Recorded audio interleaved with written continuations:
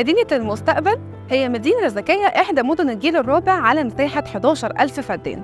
مدينة 50% منها مخصصة لمساحات خضراء ونوادي وخدمات ترفيهية وخدمات تجارية، جامعات دولية ومدارس كمان. المدينة موقعها استراتيجي، هي ما بين العاصمة الإدارية الجديدة ومدينتي وطريق السويس والشروق، وكمان التجمع الخامس بيفصل بس الدائري الأوسط. من الحاجات المميزة في مدينة المستقبل هي المزار، ده مشابه لفكرة النهر الأخضر واللي قام بتصميمه مهندس شهاب مظهر، ده من أفضل المختصين في الشرق الأوسط. كلها كومباوندز بس.